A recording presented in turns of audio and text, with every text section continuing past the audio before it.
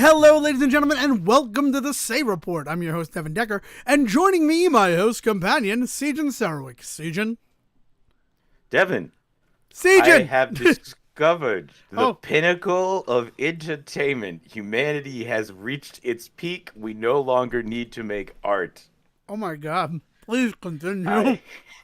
I have begun watching Human versus Hamster, and I am obsessed.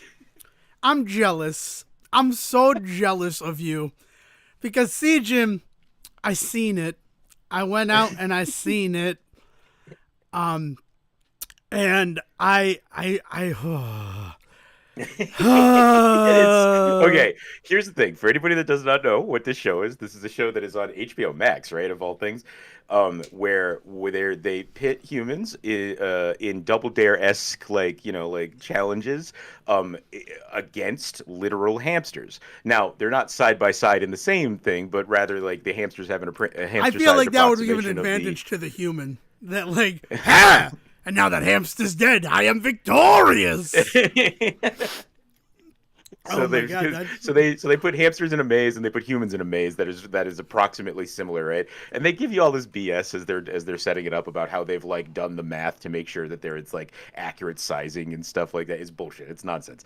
The entire point is to just watch humans doing dumb animal tricks, right? That's the entire bit. But the thing that gets me, here is why I think it is actually like the pinnacle of actual television entertainment, is that the entire time it is being overseen by three hosts, two that are like your main hosts for like the event. They're the commentators during the events, things like that, and then one that is supposed to be, for all intents and purposes, the hamster expert. Oh my god!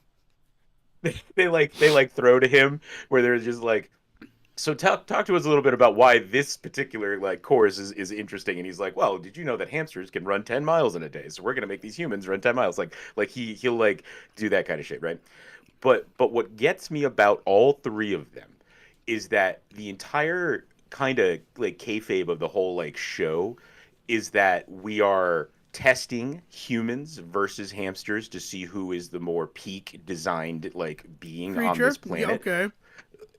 Right, and there's like a literal like score, like a perpetual score throughout the season of who wins what episodes and all of that sort of shit, right?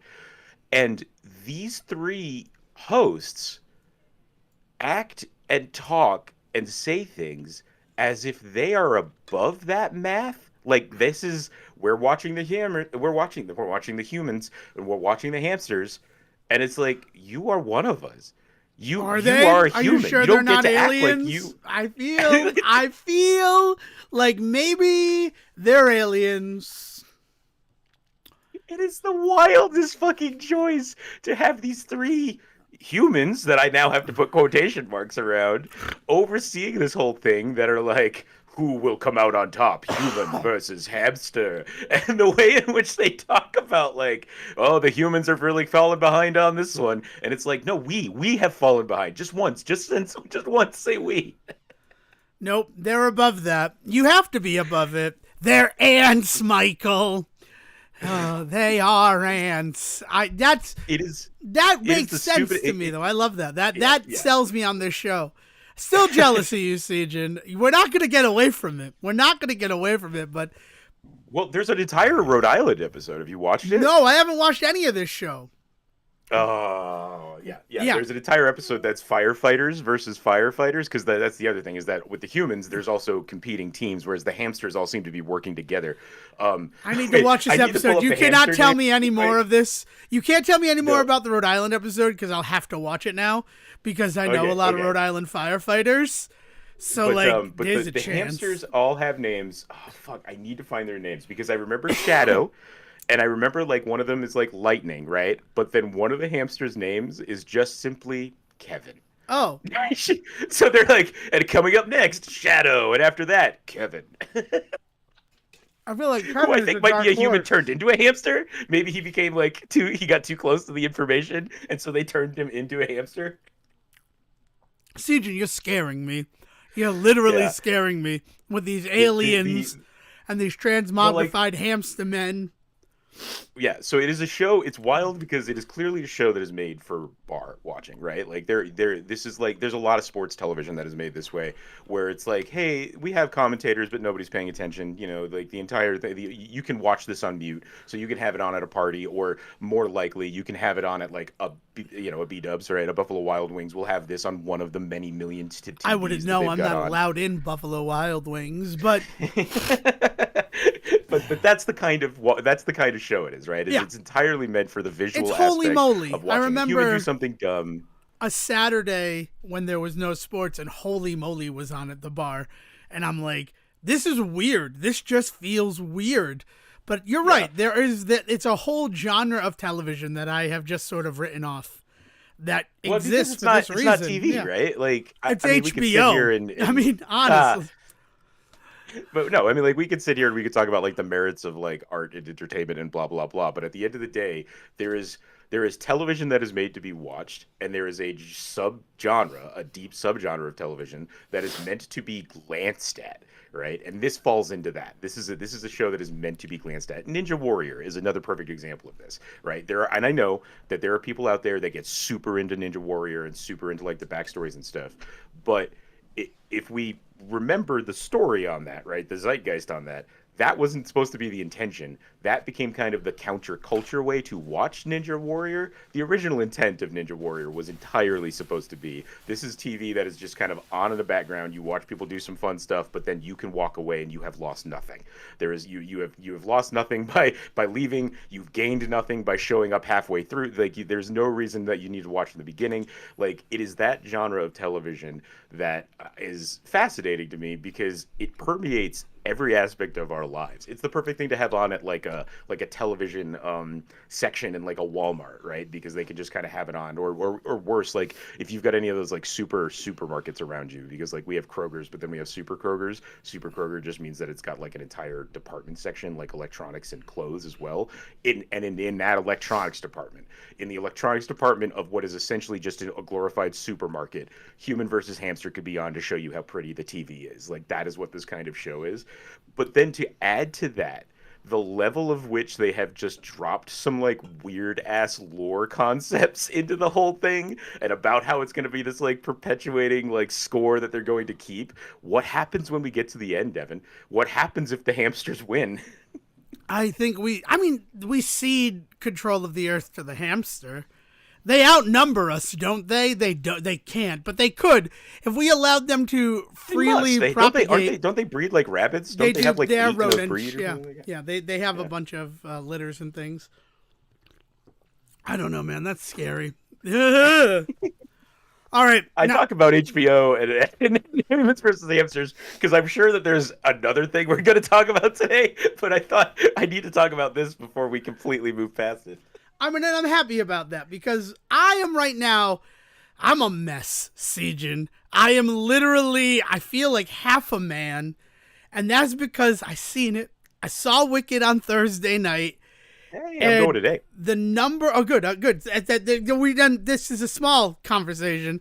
First of all, my PSA, if you've yet to see Wicked, sorry, Sejohn, is that's okay. Don't go see Wicked yet because you're only getting half a story, and it feels like I feel ripped. I've never done this before. Like I've never seen one of those movies that was split into 2 parts where I'm familiar with the entire story. So I didn't see Deathly Hallows Part 1 and 2. I've only ever seen Breaking Dawn Part 2. I guess technically Allegiant, the last Divergent film. Nice. But like, nice. Yep. I would never read the book, right? So I didn't know what was Hunger missing Games? What there. about they did that with the Hunger Games ones. Oh, too, they did do it with the Hunger Games, but I only ever read the first book of the Hunger Games series. Yeah. So like, having to wait for the end of Mockingjay, that didn't really bother me. Into the Woods, right? They basically ended that halfway through that movie, through that story. Yes, that's true. But without any intention of doing the second act, like, that's true. But I've never seen Into the Woods before. So, like, I know that there's a second act, but it's not like Wicked, I know what's going to happen in the second act of Wicked. And I really enjoyed the first movie a lot. like more than I thought I would. I'll now knowing that you're going to see it, I'll save it all for the next time after you've seen it. But like, I do not like the way that I feel. Where like I keep thinking about it, and I'm like, because I want to see the end of it. Like it's really weird. They got you. They got you. They got me. That's They got exactly me. What they yeah. And I mean, it's not one of it's one of those things that like. So obviously, I'm still not happy with the Cynthia Erivo of it all. Like the way that she acted about fan art and things like that. It's this entitlement thing that I've really been kind of tracing all through the year 2024. I got yelled at by a Mario ROM hack creator for saying that his game represents what I think is wrong in gaming. And what that is, right? And that's a heavy freaking comment to make, and I understand that, right? And I'll open myself up to criticism of that. I'd like to have a conversation about that. Because what I think is wrong in gaming now is that games don't fucking end. Like, I've been playing video games since I was 2 years old. And yes, they looped and everything like that, but you got to a point where it felt like you hit the end. And this particular ROM hack, like, you got the end, and then it's like, oh, you've unlocked this, and you've unlocked that, and it just, like, kept going. And I will, in defense of that ROM, in defense of that mod creator, I will say this: that feels like that's more Mario than anything, right? Like, what was it, Mario 3D World that had like 8 different endings or some shit like that? Yeah, Mario 3D World. Yeah, once you beat it, and then you go up, and then you beat the first secret land, and you unlock Rosalia. And then not Mario Galaxy, Mario Odyssey. Fuck me, Mario Odyssey. We had a whole conversation about how we were going to try and get to a certain point in that game together, and then we even were like, this keeps going. This is not fun. We have like to it's stop this, right? Right. And so yeah, I will say this: they are only doing what the source material would do, and I understand, I get that. But then I also think about other games like Animal Well. As much as I enjoyed my time with Animal Well, once you beat Animal Well, it like unlocks 2-3 more playthroughs you need to go through to complete everything. Thinking about like Animal Well is one of those ones that leans into kind of like Fez and Tunic, where the idea is that you learn that there's a different game you should have been playing all along, which is in the same problem, but I think there's an intriguing aspect to that to me that I'm okay with. I will forgive games like Animal Well and Tunic and Fez for that idea that, oh, this game's not over yet, right? Because it becomes that different game, which is much more interesting. The Witness kind of falls into this too. But like, but there is a point at which even that is also too much, right? The game that never ends is definitely a trope, and like, and those games fall into it. But I think there's like a sub trope going on where there's like the game you didn't realize you were playing, right? So the game doesn't end because you realize there's actually a whole other thing you should have been doing this whole time. The whole time, yeah. So I guess where it comes from is that the games that I choose to play, a lot of them have been celebrating that trope. And I'm kind of tired of it. Like, in most of the games I played in 2024 fell into that. And then watching this game that just kept going, and it's a Mario game, so you're right about that. But talking about the main thing of it is that creator being like, I've seen you like watching this, and that you say that, like, it kind of bums me out that this game just keeps going. And like everybody keeps playing it, but they're not having fun anymore. Like, that's the other thing, is that, like, I was clearly watching people on Twitch play this ROM hack and be like, I want to be done with this, and here's another ending that, like, opened up another, I have to play this for 30 more hours. Well, it's a pendulum swing in the wrong, right? Like, because we sat here not 6 years ago talking about how there was a big problem, especially, this was more in AAA games, of not being, quote-unquote, long enough, right? I'm thinking about what was that first game that came out on the PS5? Or was it the PS4 that had, that was the like noir 40s supernatural thing that they like touted as like, this is going to be the system, but like killer, right? Like this is the killer app, the reason to buy this thing. And then it ended up being just like a 6-hour long movie where you did a couple of like fucking cutscenes. Are we talking about Heavy Rain? Are you like, no, not Heavy Rain. No. The unit or something like that. I'm not gonna remember it off the top of my head right now. Yeah, I can't. But it was that one where you were like, where it was like LA noir style, like that era, but you were doing like supernatural shit. And then like The Company or something. Man, this is gonna bug the shit I think it might be The Company. But it was that one where then what it turned into was a 6 hour long movie with a couple of like quick time events in it, and people were like pissed because they were like, this was a $60 game, and it's not that. You're not even given the opportunity to extend the game if you want. The game just is what it is because it's a basically on rail shooter. They were like, it's 6 hours long and I paid $60 for this, and there's no benefit to going back in because it's not like you unlock anything new or learn anything new. That was the pinnacle of people talking about games are not long enough for the amount of money we are paying for them. And we have always talked about the idea that, like, well, tying time to games is a hard math. Yeah. But I think a necessary one. I think we've always said, like, we get why people do that, right? And I think that what you're talking about is an interesting move almost a decade later to swing shit in the other direction, where people are afraid to make a game that has a definitive ending because they want you to feel like you can always play this. You paid good money for this. We want this to be a game you just keep coming back to. And it's interesting, of all of the things that you talk about, that one of the best games that you've talked about, or one of the games that you've been most excited about over the last couple of years, is something like Vampire Survivors, a game that I feel most people would argue never ends, right? Right, but it has ending points, but like, right. I don't know. That's an interesting one because I do celebrate Vampire Survivors. So for me to bring this up, excuse me, is a little strange, but that one, it's compelling. And when it doesn't get fun, right? I'm not playing Vampire Survivors actively right now, right? I feel I have completed everything, and I know that I haven't. I still have about 30 characters to unlock from the Ode to Castlevania DLC, but that's not fun. Like, it's not fun doing that anymore. But eventually they'll release an update and I'll play the game to death, and I know that, and I'm okay with that. Like, I just don't know. Like, Vampire Survivors is still fun. Even that, like, Ode to Castlevania, having to unlock 20 characters at the beginning of it, I had fun doing that. Like, it didn't get tiresome. And I was sick that day. It was Halloween. I spent it all day in my room beating the Ode to Castlevania DLC. 2 credits, right? And now there's more to do. And I do enjoy that, right? I don't know. I guess it's like when you watch the enjoyment fade and the game feels like an obligation, that's not fun. And it certainly wasn't fun because I was a viewer on Twitch watching people play this game and no longer having fun with it and thinking, oh, I'm finally done. And then what they unlocked was go do this thing now. Like, it wasn't fun to watch. And what this creator said to me was, you don't get to have an opinion. You haven't played my game. Now, first of all, he doesn't know that I hadn't played his game, right? I could have played it and just not streamed it. But second, I'll admit, I didn't. But one of the reasons I didn't want to play his game is because I didn't want to get involved in the fucking cycle of false endings that I had seen.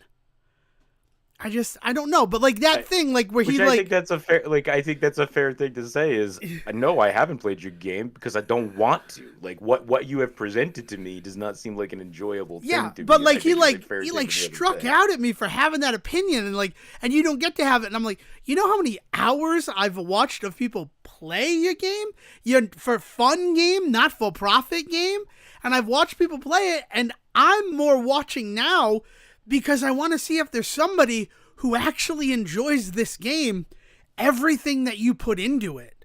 Because I'm not seeing that. This is only me just saying. No, that, I know. Before we get the tweets, the zeets, whatever the fuck they're called now, but before we get the flag for this shit, like, we have always been proponents of the idea of, like, if somebody says a movie's bad, go see it because you don't know what you're gonna feel about it, right? And like, there's a little bit of a weird moment here where you do still get to see the game in action. You still get to see what the game is capable of, but your hands aren't on it. And there's something, I think it's interesting to say it might not look good in motion, but the second you are the one playing it, like, there's a whole different world, right? There's a whole different sensibility. There's a whole different thing going on in that regard. Yeah. So like, I do understand that, but with the ways that things are in gaming right now, right, and the ways in which we can interact with gaming at so many different levels before a game is ever in our hands, it shouldn't surprise or offend anybody that people have like major opinions about a game before they've actually got their hands on it. Whereas like with a movie, short of watching the movie, you have literally done nothing to engage with it, right? Yeah, maybe you're right. previews, Yeah. right? But like there's been no level of engagement. And whereas like with a game, there is a certain level of engagement that you can partake in that may not involve ever actually putting your hands on the game. It's a wild world in that regard. It's almost apples to oranges at that point to compare the two. But I will say that there have been some games out there that I have not loved so much in what I have seen of what they do. But when people have been really pushing them to play, if they become like $2 on Steam, fine, I'll pick it up, I'll play it, and I have a good time with it. And like I do have a good time with it. But then the question becomes, did I have a good time with it because I only paid $2 for it? Because what if I had paid full price? Yeah, like that whole thing. There's a really interesting, really deep and academic well you can fall into about the idea of the act of playing a game versus the act of watching a game, and what that means and the different ways in which your body reacts to that and how that can change your experience with it and all of that shit. But at the end of the day, this is a capitalist system with a consumerist like product that needs to be like it needs to be sold to you. And if it's not working, if it's not convincing you, you need to go out there and spend time or, actual factual money. Sometimes with these mods, it's usually just time really to get this shit set up to do it. But if I don't want to invest that much in it, then I'm sorry. Then I don't want to invest that much time in it. Much like if there's a movie out there I'm not interested in, I'm not going to invest too much time in. I'm not going to invest the watch time in. I mean, I don't know. I agree. I think that you're bringing up a good point there. The other wrinkle, though, right? The part this is it's Kaizo Super Mario, right? It is a genre of Super Mario. So, like, I've played Kaizo games before and not enjoyed it. I don't have the time, right? The people whose job it is to be on Twitch, right? Who have made it their career, who can sit there for 4 hours playing the same game, knowing that they're generating income from that experience, I understand, why they would continue doing it. I'm not going to do that. I'm not going to be a Kaizo Super Mario streamer. I'm just not going to do it. If I'm going to do Kaizo, I'm going to do it on my own, and I have not enjoyed that. And it's like this weird, every game that's released via Super Mario World Central that is a Kaizo game is like at the core the same type of game. You have to pull off the same tricks. You have to learn the proper... It's like reading music in a way. And I know that like I sound upset about this. It's just something I know that I don't enjoy doing. Because what it is like sight read. You can't sight read the games as well as you could. I mean, there are moments where people are able to do it who've been playing them for so long. But for me to have played Kaizo Mario, know that I'm not a big fan of it, and then watch this game, and I like the creator, I was excited for it, and see, it's all like the more bullshit stuff that exists in Kaizo Mario. Like small time limits to get through things, or like tight jumps, or things like that. I'm like, I'm certainly not going to do it on like the harder difficulty. This is just not a game for me. But then I continued to watch it because I thought it was fascinating how these people who have made it their career kept playing a game they did not enjoy.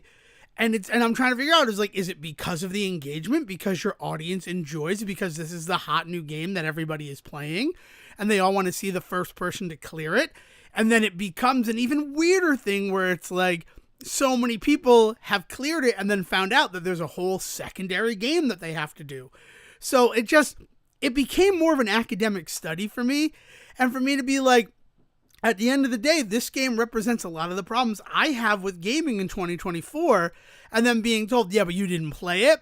Me not playing it does not change that opinion. Because I've played Kaizo Mario. It's not like you've reinvented the wheel with this game. You are within the confines and physics of a game that exists that I am very familiar with.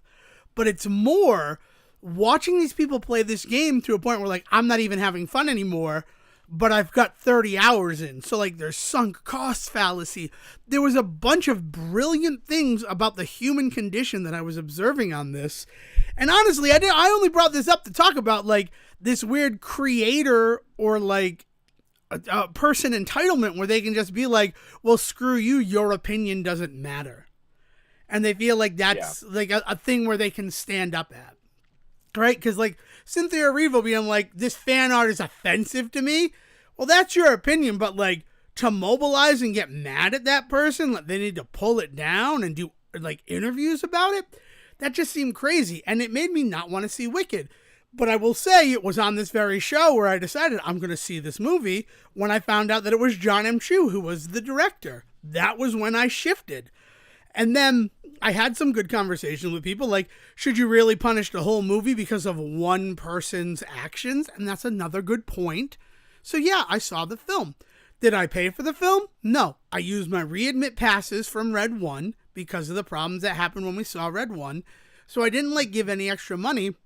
Though that's not entirely true, and it's something I'd like to bring up. May I bring this up, Sejohn? Can I have your permission to bring this up? What? Yeah. Well, I hadn't heard your voice in a while. I was getting nervous. No. I got readmit passes to the X Plus theater. Then when I went to use them to see an X Plus movie, they're like, we can only cover the base cost, so you'll have to pay the difference, which is like $3 a ticket. Which my mother took care of because I took her to go see it because she wanted to see Wicked as well.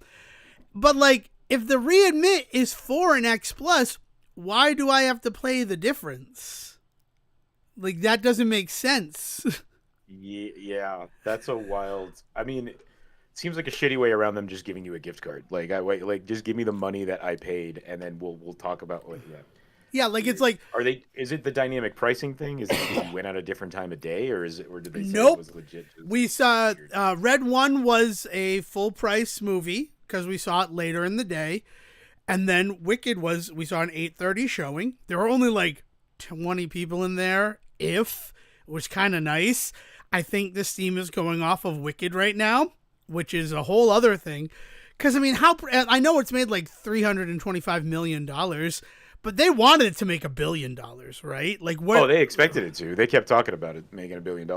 I will say this: I went to go buy tickets because, as I mentioned, I am going to see it today, and I ended up having to buy tickets in advance because we went looking for tickets just out of curiosity to see what the best time to go see it was, because we still don't want to go to a full theater. If right, we exactly. Don't have no, to. I get that. And the majority of them were sold out. So, or like had like one or two awkward seats left, and we were just like, well, that's not gonna. How big are the auditoriums? Can you answer that part of that? That's just the thing that, because auditoriums seem to be getting smaller, ranging anywhere from like 60 seats to like 250 seats. Like it's a pretty wide range.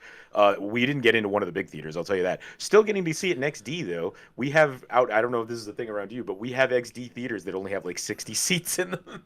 No, we don't have anything like that. Every large format or like format like that is the largest auditorium at the theater. Mm-hmm. So I don't know. I'm happy to hear that. I just like I didn't want to go to a super full show. We bought the tickets on Tuesday for this 8:30 Thursday show. 8:30 is now the only time that you can see a laser projection Wicked in our area, because they were already sharing space with Gladiator 2, which released the same day. And then Mufasa's not out yet, or Moana 2. Moana 2 is the other one that's eating up the oxygen. What's the other? There's another one now that's in laser projection that is out. Hold on, there's one out by us that's also a weird one. Oh, I didn't know. I'm sure that there are. Like, it's just they've already kind of set it up to be like this is the one in laser projection. And again, that's our theater, our area, and everything like that. But like when we bought the tickets, we were the only people who had tickets up until we left the house at 8:00. Like, people bought those tickets as they arrived there for the 8:30 show for there to be less than 20 people in the showing of the movie. And then I go to Box Office Mojo and I see that like it has not been number one in these days for X amount of days. I mean, since Moana beat it, right? Yeah. Like, Moana 2 came in and, like, ate its fucking cake, drank its milkshake, right? Yes. Like, even though everybody says that Moana 2 is not very good. I have not seen it yet. I've heard I've heard nothing but if you liked the first one, you'll like this one, but it's not doing anything. Like I've heard that kind of thing Oh, where it's like it's not doing anything new or interesting, but it's still a fun time if you like the first movie. Is essentially what I have the heard a lot attitude that of I've heard. is how, remember when Disney started doing direct to VHS sequels with Return of Jafar? And a lot of the Mm-hmm. time they were just like pilots for the TV show that would ultimately follow. Oh yeah, That's what people are saying about Moana 2. That it feels interesting. more like that as opposed to like Frozen 2 felt like a definitive sequel, not like it was setting something up. Wreck-It Ralph breaks the internet. I don't know. Everybody's all divided on that one. I liked it. And again, it did not feel like we're setting up a sequel or a TV show with this. Even Inside Out 2, right? Like I wasn't the biggest fan of it, but it felt like a film. Like this was meant to be a film. So I don't know. Like Yeah. that's such a weird read on it, but also the type of people who are having that read are the type of people who grow up, and we saw Return of Jafar, and then we got an Aladdin TV show with Dan Castellaneta as the genie before Robin Williams came back for King of Thieves. Right. We saw that with the Timon and Pumbaa TV show, and how that and ultimately worked out. So like there's definite like proof that that's what Disney direct to video sequels were. I mean, like 101 Dalmatians 2 specifically, the one where Patch runs away to London to meet the I can't remember the name of the Canine Crunchies character that they're big fans of. 101 Yeah. Dalmatians, we should look at that sometime. It's a weird world. Like that world makes TV shows just for dogs. We've got to look at the 101 Dalmatians in general because like people want to know where the live action remake of the animated movie like attitude started. Mm-hmm. It was when that movie Made made $1 million. fucking buku bucks. Yeah.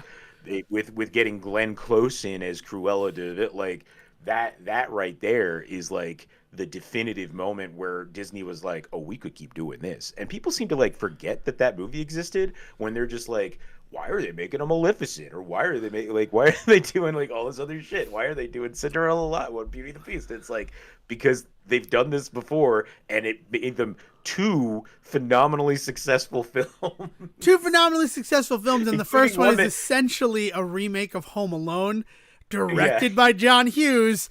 That like, yeah, we'll just put the 101 Dalmatians paint job on it, and Mm-hmm. Kevin will be 101 dogs. 99 dogs. Let's be honest. Pongo and Perdita are not part of that. Horace and Jasper fun time in that movie. But yeah, no, it is definitely something like that we should look at some point. But that was an interesting thing because I remember Kronk's New Groove. Remember that movie? I do. Yeah. That one really does feel like we're trying to do a sequel series about Kronk. And that movie did not do well at all, but it's hyper episodic. It does not feel like a cohesive piece.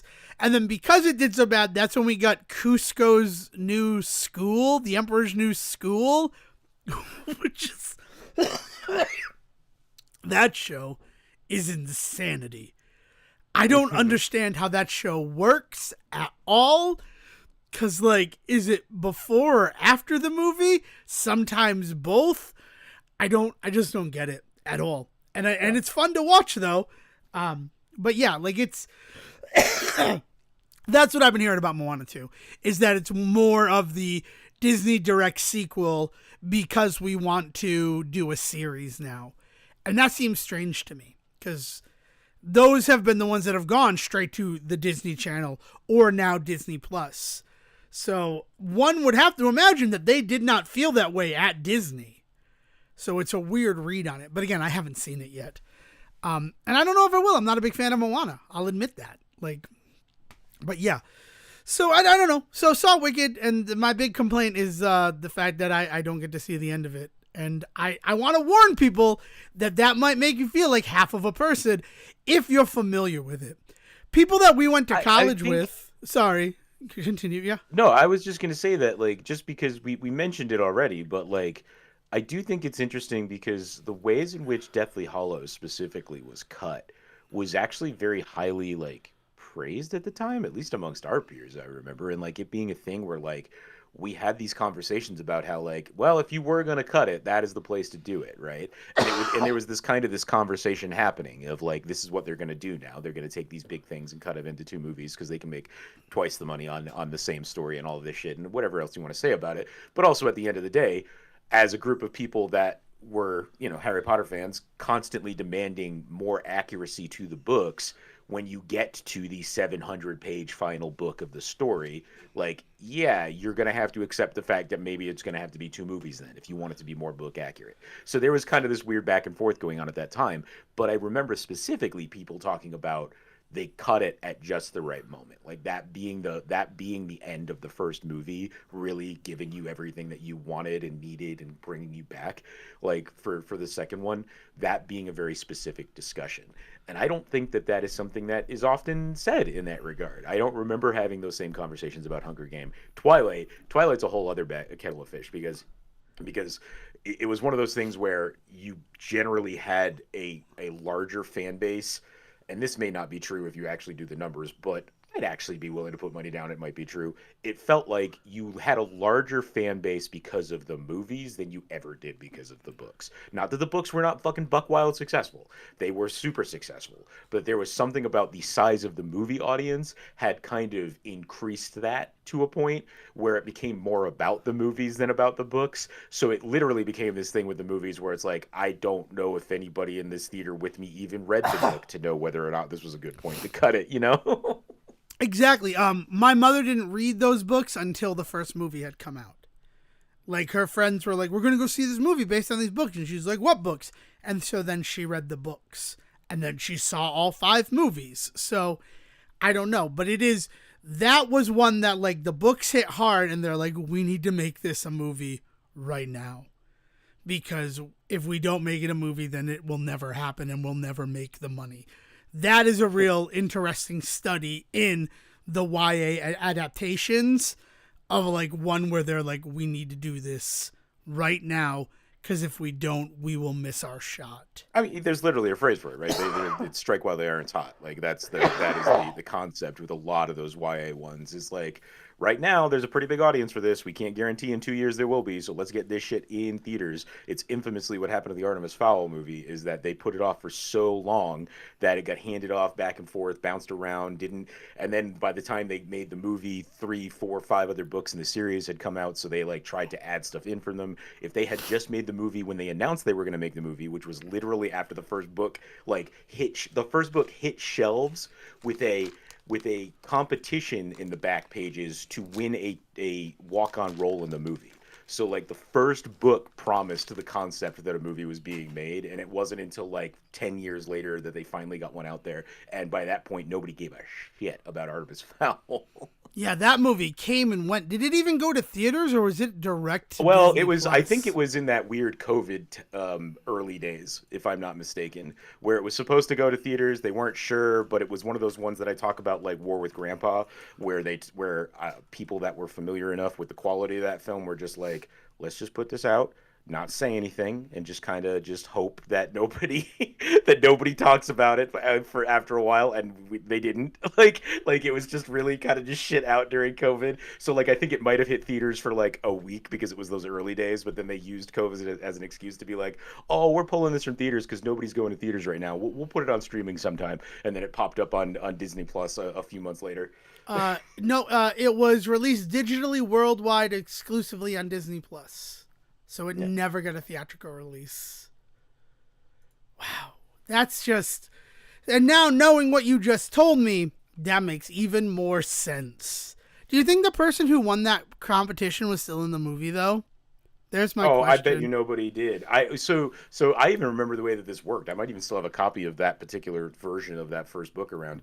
There was a code written in the Dwarven Elvish language that they use in the books. There was a code that went along like the entire bottom of the pages, and if you could crack the code and like write out whatever the phrase was, then you could be entered for the opportunity to then possibly get it.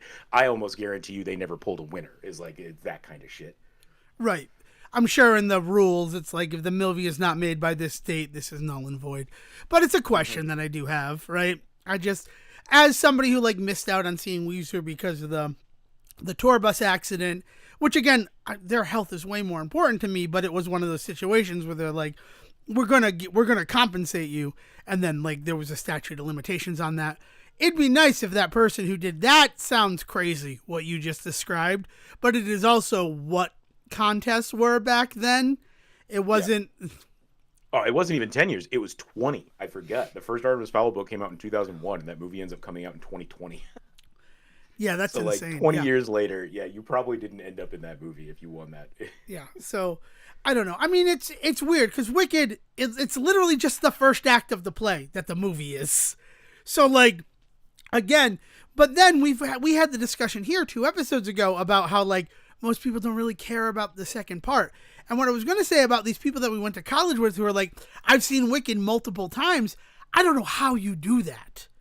Because like right now, all I want to watch is that interpretation of the rest of the show. That's where I'm at. I don't want to rewatch the first part. I want to see the payoff of everything that was set up in the movie. And I don't feel great about that. Also, going back to games being too long, a listener of this show, Highlands, reached out yesterday to ask where our Elden Ring episode was. He's like, I'm sure you guys did one. Can you point me in the direction of it? It's episode 267, A Winner is Sejohn. And I played Elden Ring for 72 hours straight. And then I got tired. And his comment to me was, because I've been playing it and I'm tired with it, but I wanna finish it. I've played for 60 hours. I want to see the ending. So like, it's something that's been going on since at least 2022 with me, where a game has gone on too long and I'm just like, I'm going to go play something else because it's just too much for me. No, I mean, it's totally fair. This is something that I have dealt with my entire life with gaming. You know, like RPGs are infamous for this for me, where I will play Fallout. I will play my problem with Skyrim is I can get a good 15, 16 hours into that game and then I'm just like, nah, all right, to the next one. Or like, you know, something comes up, like the holidays come up, so I have to put the game down for a few weeks and suddenly I don't come back to it or anything, right? I'm struggling a little bit right now with Brothership, where like I put it down for a week because I wasn't feeling well, and now I've tried to go back to it, and like I'm playing it, but I'm playing it in bits and pieces. I'm not sitting down for the hour and a half long sessions of games that I was when I first started playing that game. And so like, you know, I'm playing 15, 20 minutes at a time, but it's not drawing me in to keep playing. And I don't know if I'll finish it, right? Like there's tons of that stuff that happens in games because games also, just to kind of go back to the comparison of like why we can kind of behave differently in the ways in which we criticize games than we do sometimes in movies, is that the other big thing with games is that games require a lot more out of you a lot of the time. Like if it isn't a 10-hour experience, even that is still 5 movies more than that. Like you could probably fit, depending on the movies you watch, you could probably fit 11 like fucking like I could do television episodes and shit like that. Like but the amount of time that is required for you to sit down and play a game, and you have to kind of be in like a particular space to do it, right? Movies, at least right now, I have got my computer I can watch shit on. I have got a TV in my room I can watch it on. I've got 3 different consoles I can watch it on. I've got Google screen devices in my house I could watch movies on. I've got my phone. I could engage with like watching a thing a million times over in my house. If I want to play a game, there are very particular situations I need to put myself in order to do so. There are very specific rooms, very specific times a day because I share those rooms with my family. I need to then dedicate that time to not be doing other things where like, you know, I could be watching a movie while I'm on my commute to work or something like that. Like there's all sorts of stuff that I can do to consume like film in a way that you can't necessarily do that with gaming. Yeah, that's a good point. I mean, also, you talk about with Brothership, I would sit down and be like, I'm going to play for 4 hours. And then, like, after an hour, I'm like, I'm bored. Like, I thought that this would be fun 4 hours. Like, right. That would be another situation that game has, right? Yeah. So, but yeah, in general, like, I'm just finding myself just having a hard time engaging with things for too lengthy of a time in general right now. Yeah. Are you doing Power Rangers Reader's Rewind coming out on Tuesday? So the day after this episode drops? Really interested in it, but I just don't know. It feels like another one like Splintered Fate, where if I've got a group of friends that are doing it, I think I'll be super in on it. But does it have online right now? It is premiering with 2-player only co-op online. Which is kind of crazy, considering it's the Power Rangers. You would hope for 5-player online. Yeah. I am super apprehensive about playing the game. Here's the thing. I am going to let everybody know. If you plan on buying the game, right now, up until its release date on December 10th, you can get it for $30 without tax. It's like $29.74, as opposed to, it's a $35 game, which is a lot to ask for an untested beat 'em up. And you want to talk about games that like you're going to keep going back to. Like, historically, a beat 'em up, you beat it once and you're kind of done with it, right? It's rare that you're going to play it again unless you can play with different people. And the fact that like it's only 2-player online co-op, like that feels very restrictive. Like, I'm trying to collect a list together of people I know who are getting it so that we can pair off and I can have my playthrough with Dale, my playthrough with Zach from This Toy Makes Me Happy. Like, these people that I know who are going to get it. But like 2-player online at the start feels so... Like, everybody wants to make the next Shredder's Revenge, but what made Shredder's Revenge successful... I mean, it has the Ninja Turtle factor. We cannot deny the Ninja Turtle factor of it, but it released with the ability to play online with 5 other people. That's huge for a Ninja Turtles game. Huge. Like, if you could only play 2-player online when that came out, we wouldn't talk about that game anymore. And I don't mean we. We probably would, the Say Report. I mean... Like, people wouldn't be looking at the Power Rangers game that comes out in 2 days from the recording and say, oh, I want to play that, if it hadn't been for the success of Teenage Mutant Ninja Turtles Shredder's Revenge. And it was successful because of the online. It was so successful that, like, River City Girls 2 delayed itself to add in online co-op because they knew that without it, they would be dead in the water. Right. So So, like, that makes me nervous, right? I'm nervous about the fact that it's only 2-player co-op. And if it isn't successful, it's probably never going to, like, get anything more than that, right? So you have to invest in less than the product you want, hoping that they will give you what you want, actually. I don't feel great about that. Secondarily, it's Hasbro Arcade again. And Wrath of Cobra was a fucking mess when it released. They did a big patch that apparently fixes a lot of those problems, but I had fun with it, right? I had done a bunch of beat 'em ups, and that was the one that we had the most fun with. It was fun, but part of that fun was laughing at how janky it was and noting all of the problems. But like, I will never go back to that game. Like, I downloaded the patch and I'm like, I'm going to do my due diligence. I'm going to play through this game again now that it's fixed. And I got through 2 levels and I'm like, this game is not a good game. Like even fixed, it's not fun. Like, there's nothing that's driving me to keep going. It's floaty. It doesn't feel great. So like, to look at Power Rangers Rita's Rewind, published by the same group, and, like, to get some of those same feelings, that makes me nervous, too. And then the final apprehension is the fact that, like, a week ago, they're like, we might have to delay the release of the game. Like, I always think about Shigeru Miyamoto, a delayed game, eventually gets released complete. A bad game is bad forever. And so, like... A week ago, you're like, we might have to delay this game because it's not ready for prime time. But no, we can do it. So, like, I'm going to play it. I have people to play it with. I'm able to defer the cost with Dale, right? $15 is a lot easier to swallow, and then we'll pay it. Each of us pay that half. We'll play it together. But I'm nervous, and I don't like that. I don't like feeling that way. Like how you feel of, like, I don't think I'll like this game on my own. No, you won't, because it is inherently a game that was built into our like arcade experiences to be played with other people. Right? Like, yeah, and like rotating like players and like not necessarily. Yeah, there's the act of bringing the beat 'em up to the home has always been kind of an interesting like move in video game history to begin with, and now we live in the era of online gaming, and like the ways in which they can't quite nail like how to.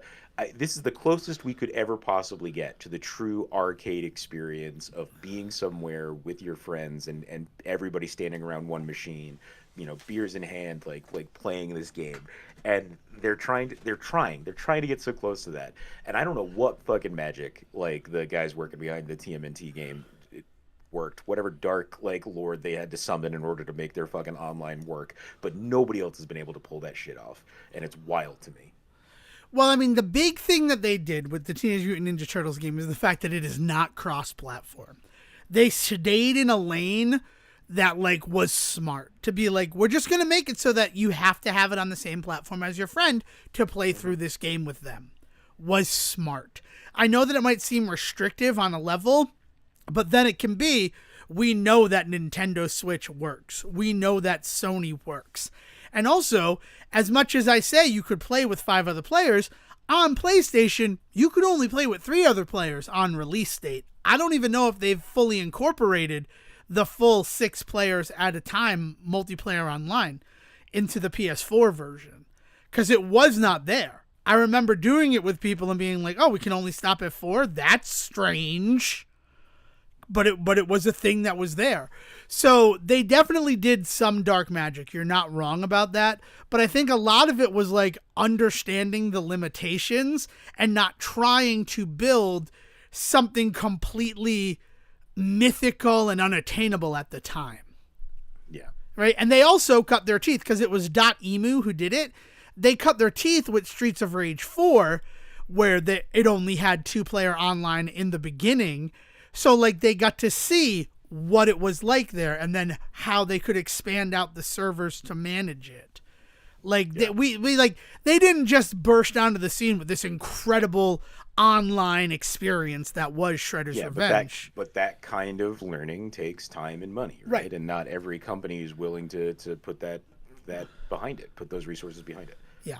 And it's something that's happening. Again, I do want to make sure, if you're planning on playing, reach out to me if we know each other. If not, go to the Stay Report Discord and reach out, because I do want to play it with people if I can play it with people. But I don't, like, there's 6 Rangers. They spoiled that the Green Ranger is unlockable, much like they did with Casey Jones in the Shredder's Revenge trailers. So there's 6 characters. Obviously, I want to play as, like, one specific character, but if I can find 5 other people who want to play this game, that will force me to go out of my comfort zone and play as other characters. Yeah. Because, like, that's the other nice thing. Like, let's look at this restrictive 2-player online thing with Rita's Rewind, and like use it as a way to feel better about it. But also the game doesn't look like it's built for co-op, like to just be that person as well. Because there are like shooter stages where you're on the bikes, and there are Megazord fights. What's it going to be? Oh, because you're Billy, you're in charge of the right arm. And because I'm Trini, I'm in charge of the left arm. I actually fucked that up. Both of the arms come from the Mastodon. The Triceratops and the Saber-Tooth Tiger are the legs of the Megazord. But still, how are you going to do it so that Megazord fights can happen with multiple people? If it becomes like fucking QWOP, like multiplayer QWOP at those moments, it would be amazing. Where it's like, you got to walk forward before I can walk forward. Yeah, that'd be awesome, right? We need to see if we're drift compatible in this moment. You know what I want? I want, for the Megazord part specifically, is I want it to then resort to like a fucking giant ass joystick setup. Like you need to have a joystick set up at home in order to do this properly. And like you've got this giant control board in front of you and you're only in charge of one limb of the whole fucking thing. Yeah. Like that'd be but again, it's only 2-player online, so of course it's only 2-player. Yeah, no, so it will never be this. No, it could never be that. But it'd be cool if it was, right? Like they have to synergize. Feel like a real Power Ranger. Yeah, I now have to sit in my station and like work this one. I gotta work the leg. When the Power Rangers movie where the saber-toothed tiger knees Ivan Ooze in the groin. Oh, it's wonderful. There's no better moment than that. Than when the Yellow Ranger hits the in case of emergency. That's the one that starts out with them all skydiving, right? Yep. I don't made my remember mom take me to that movie, and she, God bless her, she took me, and she was like, I don't understand anything that's happening, but I'm glad you're having a good time. Oh, don't worry. It turns 30 next year. There's probably going to be a time capsule or very special episode on Power Rangers, the movie. Hard to go back to that movie for things both on screen and off. Yes. Yeah. Shaking my head a little bit. Ooh, feeling. But yeah, so Reader's Rewind. I hope that Power Rangers. Yeah, I hope that it does well. Because like the thing is that the Power Rangers as an IP as a franchise, brand is fucked. They've had those shining moments of excellent stuff. I mean, they've had some phenomenal comic book runs, TV. I mean, there have been some TV events that they have done that have just been classic television, right? And then like we joke about the movies, but like we also both adored the 2017 the 2017 movie is the first movie I walked out of the film to the ticket counter and said I will take a ticket for Power Rangers, and then walked in to see it again. Like it was. In my entire life, I had never done that until 2017. And I'm just like, because that was so much fun. I want to do it again, Dad. Right. It's like they have the potential is so palpable with that franchise. And there is so many instances where they harness it and it hits and it's nice and it's good. And so like, I don't doubt that there is, but I mean, there was what was the name of it? Power for the Grid or like Race Battle for the Grid. That game's awesome. But it's a fighting game. So like there are good Power Ranger video games, and like I think there's potential that this could be something amazing if the right things happen with it. So we'll see. I mean, the big issue is that Hasbro has all but written off the brand. They bought it from Saban, and they're like, we're gonna do all this great stuff with it, and they really haven't. So, this feels like the last chance for the Power Rangers. Well, I mean, especially considering Hasbro's whole announcement recently where they're just like, we're pulling out of, like, film and fun. We're done making things that people want to actually engage with. And it's like, thanks, Hasbro. Thank you for that. Thank you for buying up everything. Like, they had a sort of Disney conglomerate, like, we're going to purchase everything we can. And, like, the thing was like, oh, they're going to make movies, so we're happy about that. And we got a Transformers movie. We got a Dungeons and Dragons movie. We got the Power Rangers movie was Saban, but they bought it on the heels of that. And we got the G.I. Joe, and, like, there's never going to be any more of that, right? Like, they're like, we're done with that. And that's sad, right? Like, Rise of the Beasts ends with the kid getting, like, scooped into G.I. Joe. And it's like, oh my God, Transformers and G.I. Joe, they exist in the same universe. And that could only happen when it was Hasbro who was pulling the strings because they own both of those properties. And now that they're like, we're not going to do movies anymore, it's like, oh, okay, so all that stuff you set up. This is fun. Yeah. Thank you. Yeah, exactly. Yeah, it's hard out there for a fan, man. It is very difficult. So this is the first episode we're recording since No New Games November. I did not do good with No New Games November.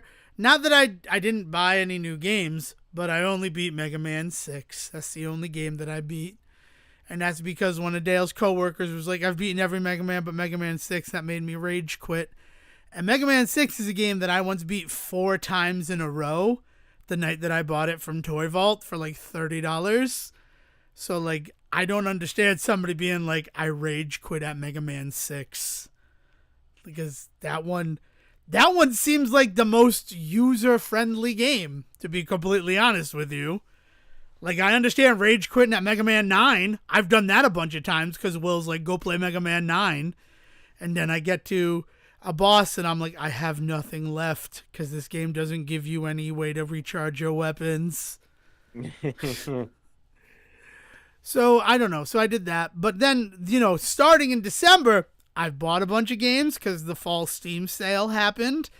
And I found out we're going to talk about something after I talk about these games, Sejohn, that I'm a little interested in. after a game that I played last week.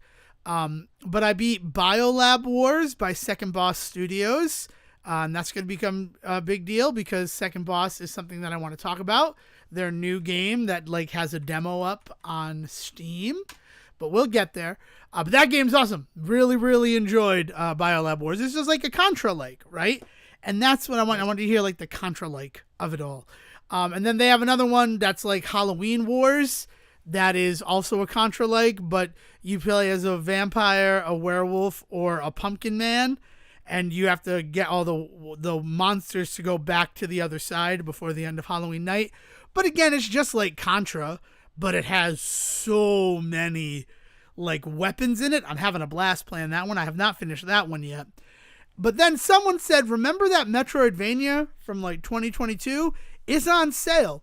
That game is called Frontier Hunter, Ezra's Wheel of Fate. It's a Metroidvania, right? I've been playing it. I've been playing for about 7 hours. I'm really enjoying it. But as much as we talk about like that style of game becoming the game that never ends, it also has become like the refuge for the horniest fucking video games. I was not expecting Frontier Hunter, Ezra's Wheel of Fate to be as like anime horny as it is. And yeah, I'm like, there's this weird move there's this weird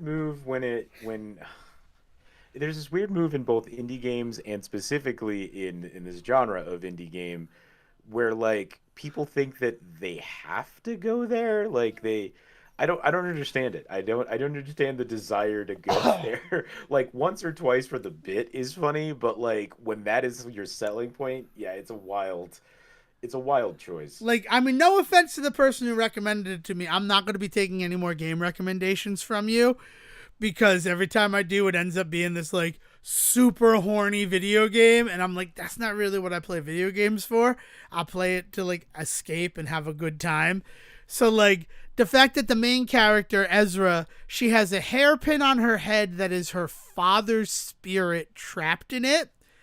And then, like, he is a fucking like disgusting, like, oh, that girl, I'm so jealous that you got to touch that girl because she's so young and tight. And I'm just like, what the fuck is happening? Like, this gross. That's like a dad talking about his daughter's friend, but it's okay. He's a skull hairpin.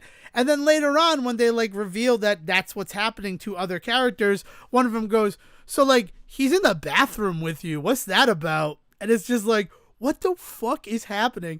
I just wanted a fun Metroidvania. And the Metroidvania part of this game is excellent. Exploration-wise, it's great. I don't know if you've played Symphony of the Night. I beat Symphony of the Night again as well. So that's what got me into like Metroidvania feels. Is like I want to play a new one and a good one. Like all of the weapons have like little secrets. What? What's up?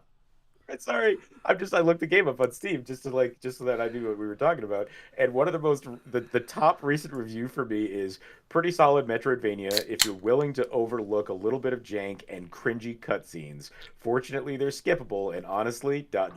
you probably just should. Yeah. So clearly you're not the only person that's feeling this way. Good, I'm glad. There is like a lot of weird like cringy humor in it, and like why does this need to be in here when the rest of the game is so solid? Like you unlock skills, like so Symphony of the Night, like each weapon has like kind of a hidden skill. They put that into this gameplay where like you can find books that teach you different weapon skills, but then it applies to every type of weapon that you have. Like my favorite character in the game is Ciara. She's like a Lolita type. Like, that's literally the way that I'm going to describe her. Who has this huge crush on Ezra as well. Like, he's the one that the, like, hairpin father was, like, talking about was this little girl. And it's just, like, gross. But she uses a Gatling gun. Like, that's her one of her weapon types is Gatling guns. And then I've unlocked a bunch of things where, like, she can turn her Gatling gun into, like, a mortar. And then each one, like, it launches 4 mortars, and each one of those does 400 damage. I'm just having so much fun learning different things as the characters. Oh, and there's a character who, when they meet them, they think it's a male because he's wearing pants, I guess. I honestly don't know. but it's clearly voiced by a woman, right? Which that's not like new for voiceover work, right? But then eventually in the game, spoilers for this game that you will probably never play, listener, and Sejohn, or anyone else in the world, she gets eaten by a spider monster, and then they open it up, and the acid inside the spider monster melted away the clothes, revealing that she's a lady. But the game the whole time is talking about Sierra, Ezra, and Nia, but Neil was their name when they were a male, like identifying as a male, but not like transgender identifying as a male. Just the write-off is a lot of the monsters are a lot more aggressive towards female forms. So in order to survive in the wilderness, I disguise myself as a male, and a lot of the monsters don't notice. So yeah, there's also this fucking thing in the water of the game where like the monsters are fucking horny too.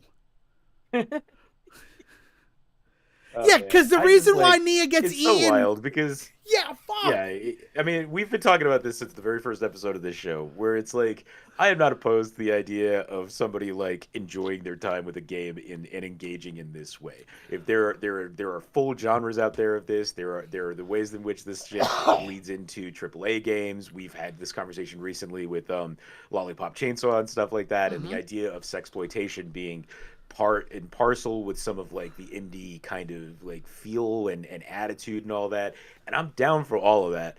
But if it doesn't, if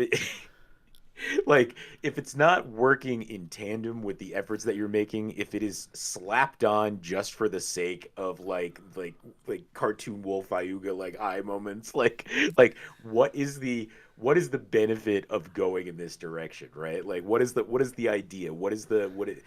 Is it because you think the game is going to sell more if it is? Is that the only reason you're doing it? Do you honestly feel like artistically this was like an important thing to put into this, that you needed to have horny dad be on her the entire time? Like why do we feel like that needs to be part of it? What is that adding to the whole, like, you know, primordial ooze of this game that like makes it worth playing? And if I can't tell that, that's a problem. You need to do more work to show me why this character needs to be behaving in this way. I think of like the early days of the Dragon Ball series, because like with everything going on with Dragon Ball right now and it having not a resurgence because it never really lost much of a fandom, but like the ways in which people have really latched on to some of the newer stuff that's going on with that has made a lot of people go back and start revisiting some old Dragon Ball, and a lot of people being very surprised by like, this show is very horny in the early days. The truth is it's very horny in the later days too. We just saw a lot better edited versions of it here in America, but like there is like a weird horniness to stuff, and it's very out of nowhere and unnecessary. What? Like, and it's just like, I don't know what this is adding to the experience. I just don't get it. The interesting thing about that is it's definitely horny, but like for the viewer. Because I've always appreciated like when Goku gets into the bathtub with Bulma, and she's just like, what are you doing? And she's all offended. And he's like, we're bathing, right? Like, it's bath time. Like, he's not horny, but the stuff in the show is really more Master Roshi is a big problem. The pig guy too, the shapeshifter, has a lot of like of that stuff as well. But I will say, like, there are a lot of those moments that are like, I kind of like, I enjoy that they make Goku like one of the things like, we're just humans. And he's like, oh, and while we were bathing, where's your penis? Like, he doesn't know that stuff. He is a child. Right. The idea that right, exactly. The idea that they're using it to talk about the naivety of this figure, this like powerful god figure that seems to be so naive he doesn't even understand the concept of gender, right? Like that is an interesting conversation like that adds going on to it. that moves character development along versus just moving, just like, hey, why did the acid inside the spider need to burn all their clothes off for us to reveal that she's a woman? Why could this reveal not come in a different way? And why did this need to be the thing that revealed it? Why did nudity need to come into the conversation? And like, I don't know, man. Like, it's like I'm not offended by it so much as it's just confusing to me. I just don't know why it needs to be in all of this shit. Like, like the game itself, there is some jank, but like not really in like the movement tech is glorious. The way you move around the map, I've had just so much fun. A lot of the jank is like in animations where like her hair will go through her clothing or things like that. So, like, I want to recommend this game to people because it is a pretty good Metroidvania. I've only explored 40% of the map, and I've been playing it for hours. And I like that every character plays differently. I really like that, too. The idea of a Metroidvania where you have multiple characters is something that's come up in recent years, and I like that a lot.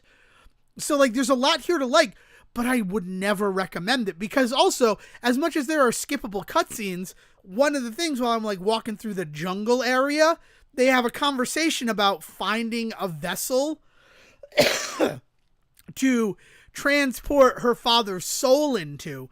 And he's like, oh, they need to be, 6 feet tall and their dick has to be at least 20 centimeters. And I'm like, what the fuck? Why is this happening? What did I do to like trigger this conversation? And then like, I like, it's just disappointing because I'm having a fun game. And then like suddenly that's happening. And I'm like, well, like now this is a thing that happened in this game. And I don't know if I could tell people you should give this one a try. Right?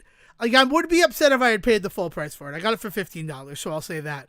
But at $15, I don't think the like horny tax is worth it for me to say to people, try this game, Eternal Frontier, Ezra's Wheel of Fate. Because people are going to come back and be like, you're a fucking sicko. Like, this is what you enjoy? And I'm like, no, I like the gameplay. I'm sorry. Is it at least funny? Stuff. Like, I don't know. It's like no, it all kind of comes to an end. I will say this, though. I do enjoy, like, talking about, like, if it moves the story forward.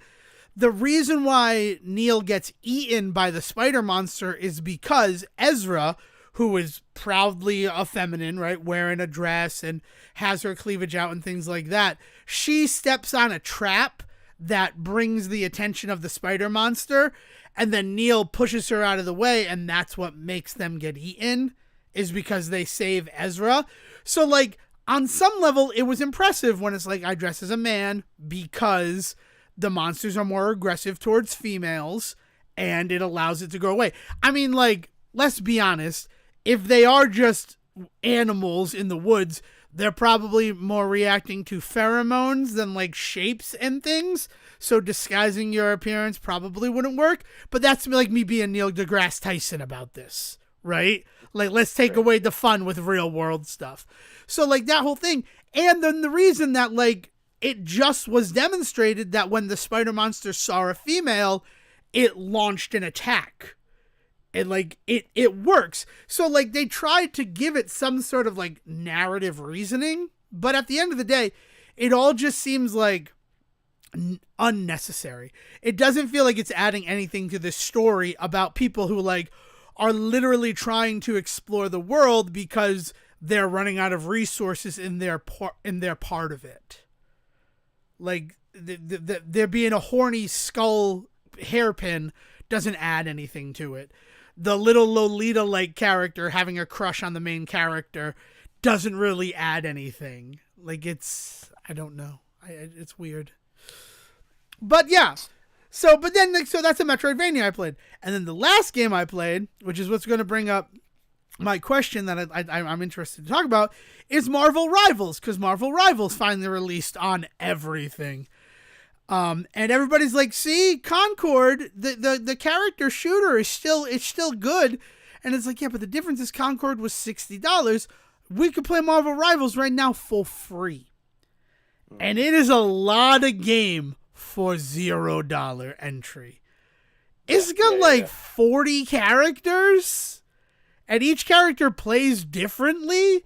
Like even Overwatch, which you had to pay for entry into when that came out, only had like 16 characters.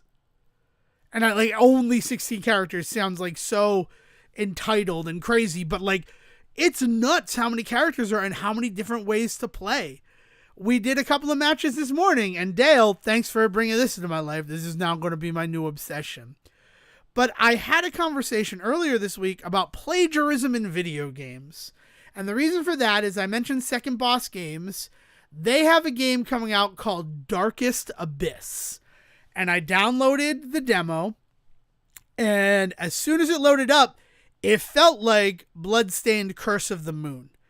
Like, not even like in the way that the level loaded in and presented itself.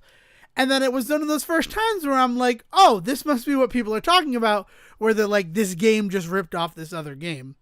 Now, I played the demo, and the opening part was the only part that really felt that way, was this one moment.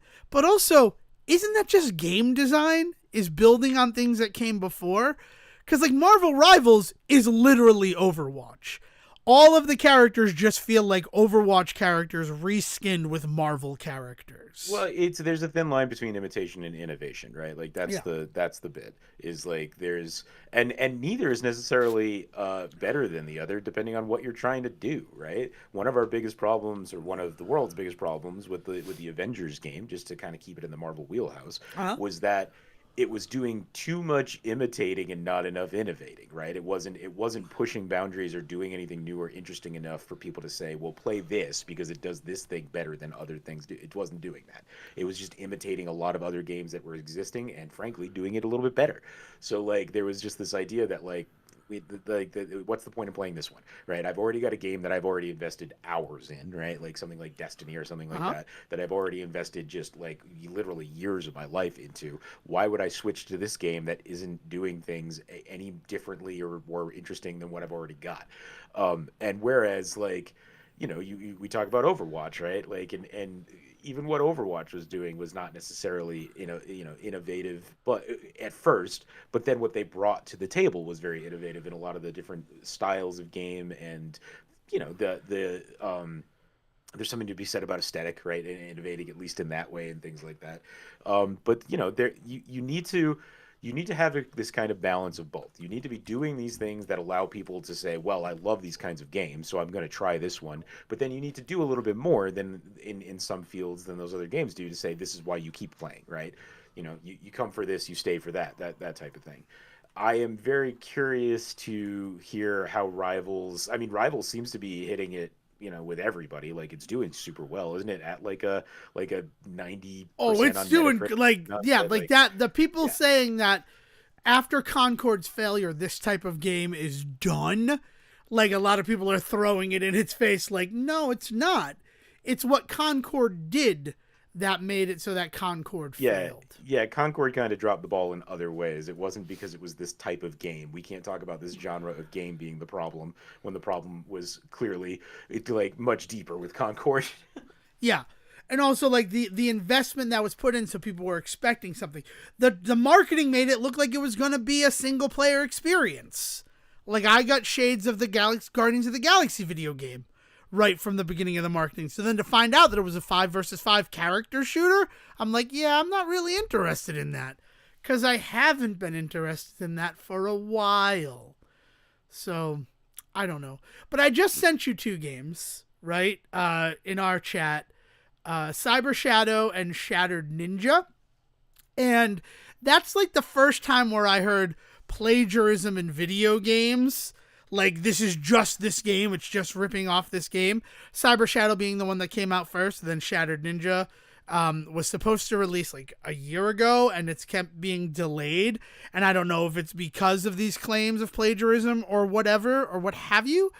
But I look at that and I'm just like, yeah, but Cyber Shadow's just kind of ripping off Ninja Gaiden. Like, yeah, I will say this. You sent me these 2 links, right? So I opened them both up. And if you click back and forth between the 2 tabs as the preview on Steam plays, I couldn't fucking tell you which one I'm looking at and which one. Understandable. They look exactly the same. Like in character design, in world design, in mechanics, like the ways in which these characters appear to be moving across the world.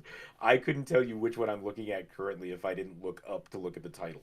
Like otherwise, I honestly had Shattered Ninja playing for a bit and thought I was looking at the Cyber Shadow preview. Right. So, but that's the thing. But then I think about like, so that's kind of blatant. But then like we had Ninja Warriors. We had all of these games where you played as like a nondescript ninja, and nobody was like, "Oh, you're just ripping off Ninja Gaiden," right? Like, so it's. And I understand where you're coming from. This, like, the aesthetic of these 2 games does look very similar, but I'm like, where does this one get, like, this is plagiarism, but then nobody's going to say that about Marvel Rivals, right? When literally Thor is just Reinhardt, and Hanzo is just Hawkeye. Hawkeye's Hanzo. Psylocke is Genji. Like, people have made the videos showing how the two compare to each other. And it's like, so, but like not with any sort of anger. Like, nobody's like boycott Marvel Rivals because it's just ripping off Overwatch. Like, I just part of that is because it's free. Yes, like, true. I think that's the big thing is you're not asking me to pay $60 for a game I already own. I think is I think a very important part of that math in particular. I can agree. That's a good point. Yeah, I don't know, but it's been a conversation that's been happening, and then to look at like Darkest Abyss, and then to be like, oh wow, this is just like that opening of a Curse of the Moon level, like the same sort of font and everything, but like that doesn't. I like Curse of the Moon, so if I can play a game that feels good and is similar to that, like isn't that just kind of like giving me more of what I want? Like it's such a weird thing in that. Like, right, the wild thing is when people will bitch and moan that there are not games like what they used to play, but then talk about how everything is just a copy of everything they used to play. And it's like, which is it? Like, is it that game? Like, is it that you don't have these same feelings because it's not the first time you engaged with it, right? Because I don't know. It's there's a very tough line to walk when you're doing this kind of creative work. And I think this is true across the board. I mean, like, you could blow this up all the way out to fucking art in general. Like, what is art now if not some reaction to, some answer to, some form of imitation of what has ever come before it? Even when you're directly saying, I'm going to create this thing as a way to not be like what has come before, it's still being informed what came before it then, isn't it? Like, there's still something that is to be said there. So like the ways in which games get made, the way that in which great games get made, always come from these places of inspiration and innovating on things that already existed. It's just it's a really, really hard balance to strike, and some of it has nothing to do with what you've done as a creative, but sometimes just the world, the timing in which you put it out, like things like that, like can kind of kick you in the ass. Because like if Shattered Ninja came out 4 years from now, I don't know if as many people would be like, hey, it's just ripping this off, so much as saying, oh, finally another game like Cyber Shadow, right? Yeah. Like, that's the thing. Like, I saw it, and I'm like, oh, another game that like reminds me of Cyber Shadow. I'm excited to play it. And then the response of it being, oh my god, it's just ripping off Cyber Shadow. And I'm like, but like, everything kind of rips off everything, right? We talked about all those YA novels, right? What is Divergent if not Hunger Games without the Hunger Games? I mean, right? literally, like, Twilight was literal. 50 Shades of Grey. 50 Shades of Grey is Twilight fan fiction fanfic, that she had to do legal work to like differentiate before she could publish the first book. Like, famously, she needed to like get it looked at by lawyers who like told her to like what to change and how to alter it in a way that would make it just different enough from Twilight that they wouldn't get sued. Yeah, like it is a thing that exists. Look at all the movie twins, right? Dante's Peak and Volcano. Like, this is the same movie. Deep Impact and Armageddon. It's the same kind of movie. And, like, they just come out around the same time. And nobody's like, oh, you ripped off this movie. I mean, that does happen all the time, right? We hear about all those settlements of, like, you just stole my story. Well, music is actually, I think, the better thing to look at in this regard. Because we've seen some really interesting stuff over the last couple of years of some unscrupulous actors within the music industry trying to claim that music was stolen from them and things like that, and putting stuff out there where with people literally going to court to prove otherwise, and they're having to get down to this granular level of, well, no, because it's in this particular key, it actually changes things entirely with the way that music works. Also, there's only so many fucking notes in the world, and like there's this idea that music that is sampling, right, in the ways in which we talk about sampling and things, the music industry has had this interwoven, complicated web for decades now of the ways in which music can and cannot be used, shared, worked upon, innovated on, changed, but still produce results that in the end, anybody listening is like, well, I don't know, this seems like this is just like a copy of. Oh, I'm trying to. There was a song recently that got brought to court, and the argument for it was that it was an answer song, quote unquote, like a response to a song that already existed.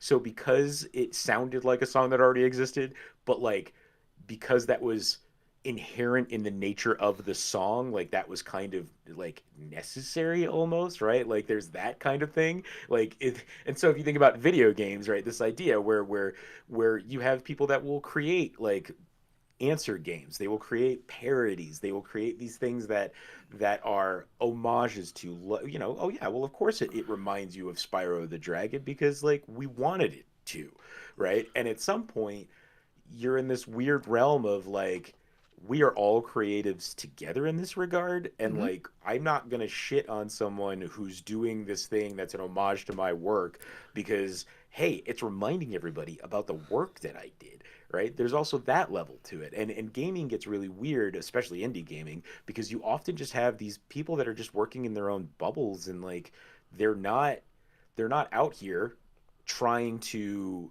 scam people out of money by just like riding a wave. That does also happen, but there's these moments where these people get accused of this kind of thing, and it's like, no, they just they're learning. Like, I mean, the only way to learn to make games is to just start making games. And lo and behold, not everybody's going to start off making their first game as the most innovative, brand new style of game ever.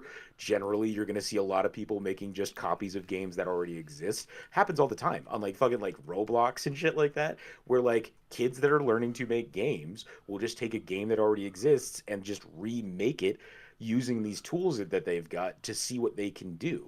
And we live in a world now where like, hey, I could just put this up on the internet for other people to check out, and then they get accused of like, oh, you just ripped this off for this game. And it's like, well, yeah, because that's how I'm teaching myself to do this.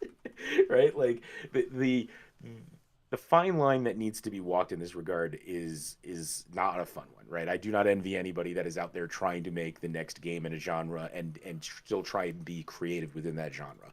That is crazy fucking hard to do, and it is not something we see people pull off even at the highest levels. AAA games that don't pull this shit off.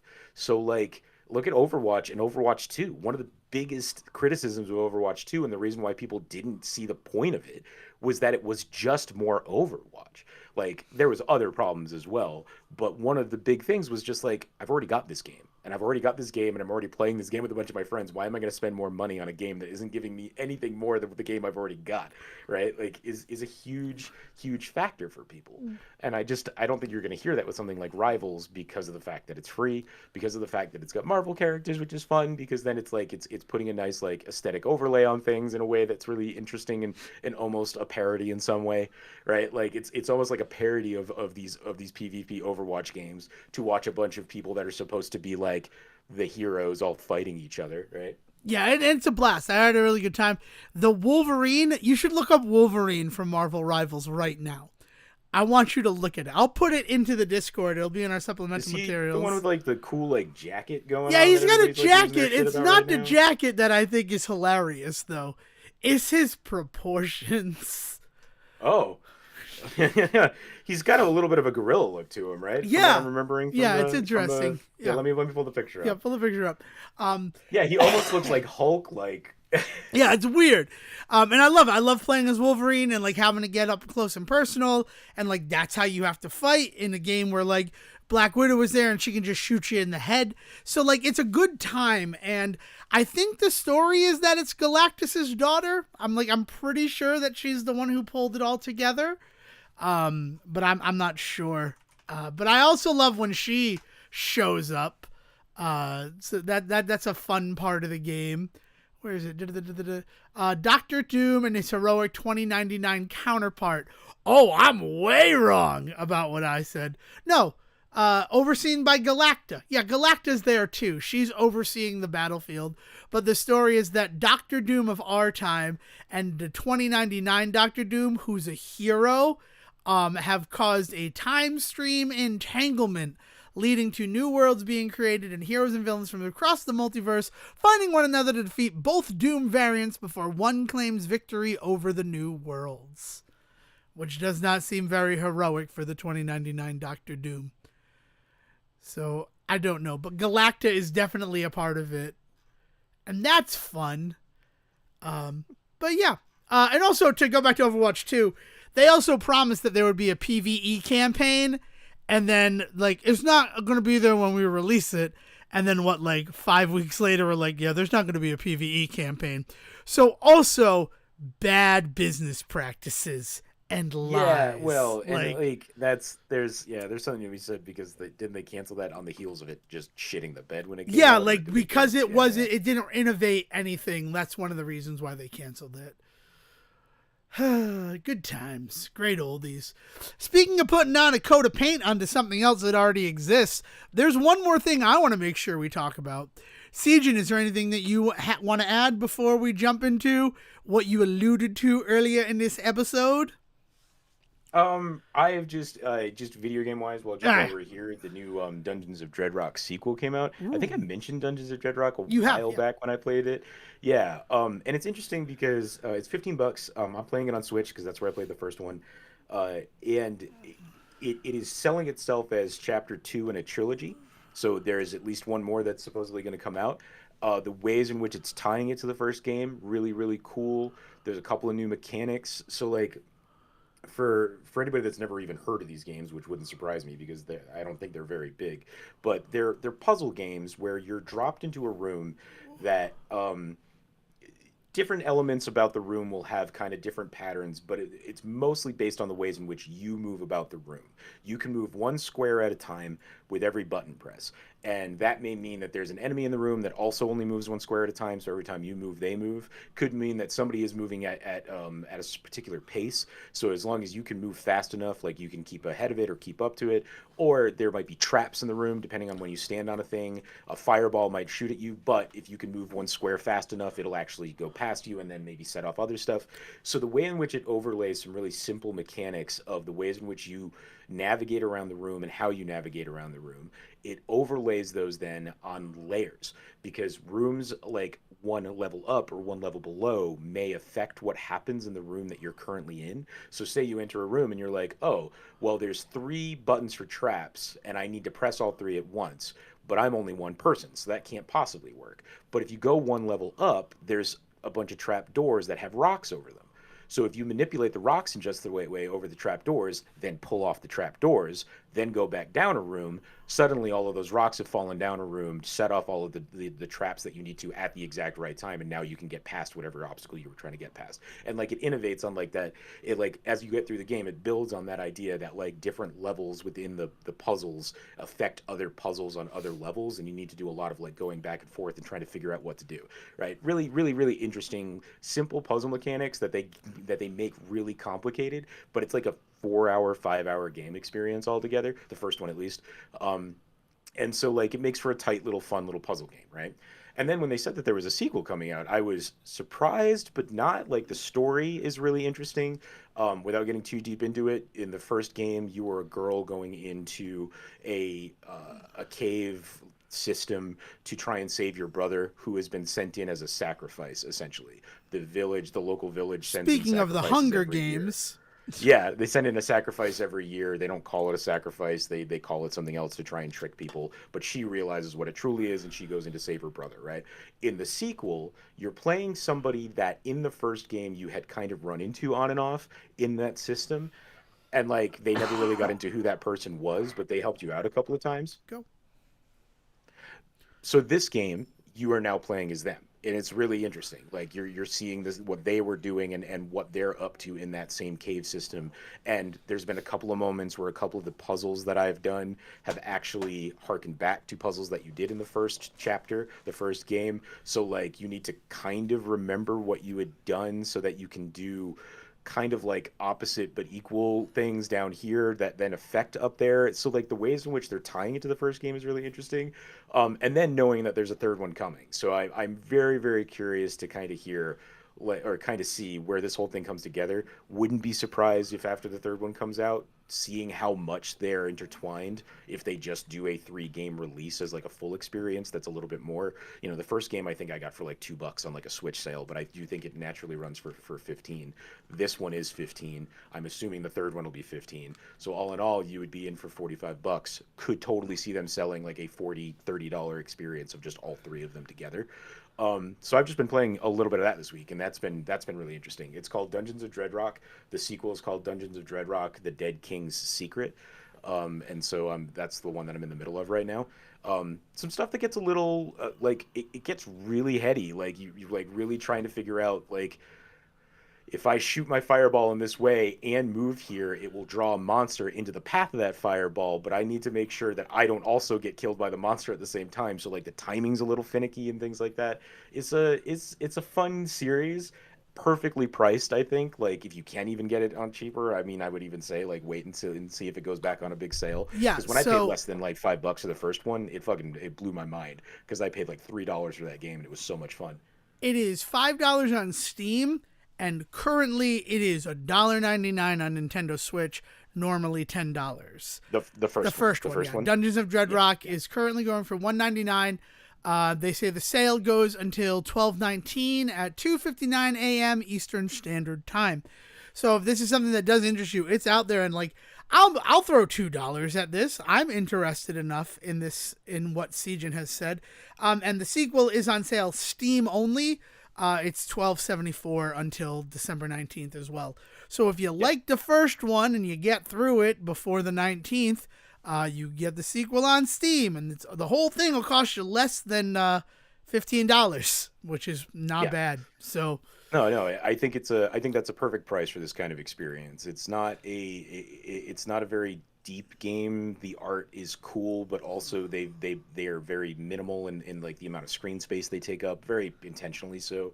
It's a cool little series that I'm really actually happy to have a sequel to, and really excited currently to see what the third one does. So we'll see how I feel after I finish the second one, if I feel burnt out or something. But right now, the idea that I'm in the middle of this and I get to look forward to sometime in the future a third one, I'm very excited. Yeah, sounds good. I like that.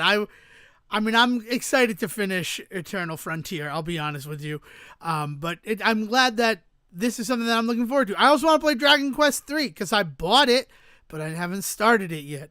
And I'm really excited to play the one 2D. That they just did the remaster of? Yeah.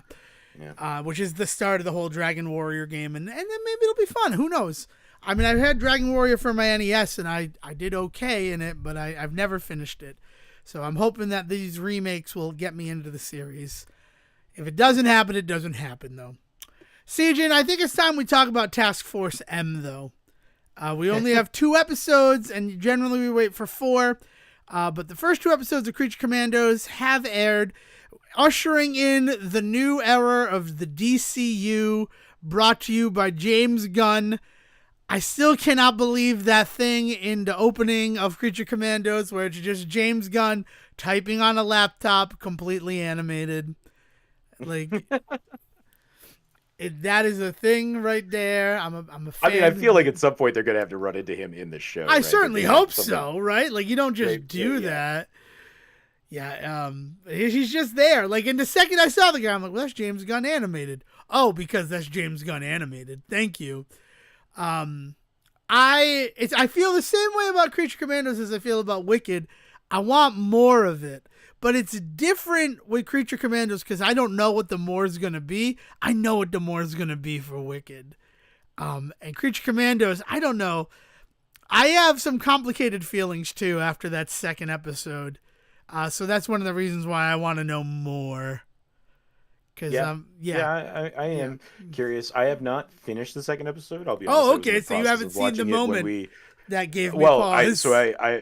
I've... I got about 10 minutes into it, and then you called for us to start recording this morning. Oh, I'm so sorry.